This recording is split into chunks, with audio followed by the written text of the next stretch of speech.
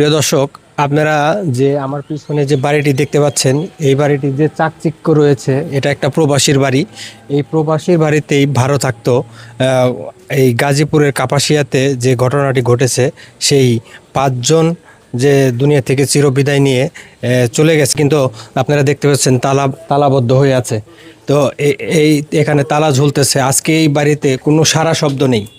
তো এই বাড়িটি আমরা দেখতে পাচ্ছি তালাবদ্ধ, এবং এত সুন্দর একটি বাড়িতে পতিত হিসেবে পড়ে আছে। আমরা পাশে দেখতে পাচ্ছি যে লোকজনগুলো দেখতে আসছে আসলে মূলত কি ঘটনা হয়েছিল। এখানে আমরা পেয়েছি এক ভাইকে।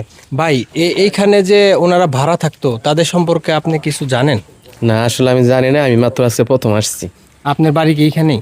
না, আমাদের পাশের গ্রামে, পাবুর গ্রাম। ও, আপনি দেখতে আসছেন? হ্যাঁ, আমি আজকে প্রথম দেখতে আসছি।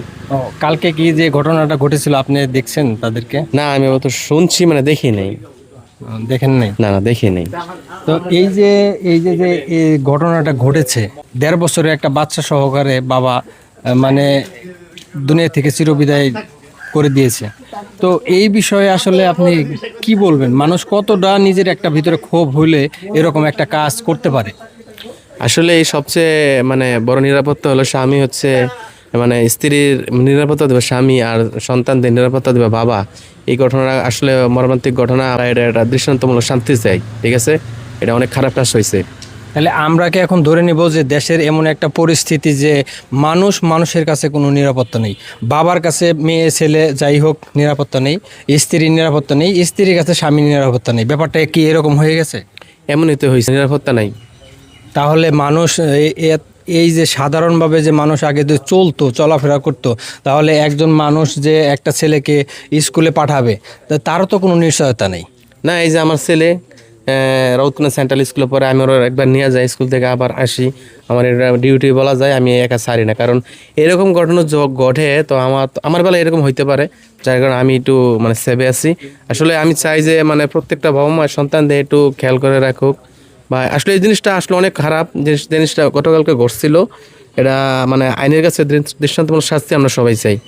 আসামিকে ধরে নেওয়া হোক আইনের আওতায়। দর্শক, আপনারা দেখতে পাচ্ছেন যে এই বাসাতেই কিন্তু গত পরশুদিন কিন্তু বাসাটা ছিল রমরমা, আজকে কিন্তু থমথমে বিরাজ করছে, এবং দরজায় মারা আছে তালা মেরেছে। এই বাসাতেই এই বাসাতেই কিন্তু ঘটেছে গতকালকে পাঁচটি মানুষের জীবন এখানেই শেষ হয়ে গেছে।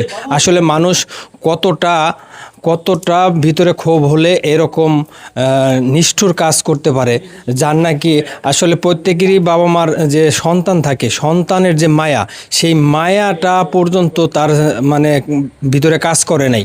সে 1.5 বছরের একটা বাচ্চা সহকারে দুনিয়া থেকে চিরবিদায় করে দিয়েছে। তো দর্শক, আপনাদের কাছে একটাই রিকোয়েস্ট থাকবে যে এই ধরনের ঘটনাকে কেন্দ্র করে যারা ঘটনা ঘটায়, তাদের দৃষ্টান্তমূলক কি বিচার হওয়া উচিত, আপনারাই কমেন্ট করে জানাবেন।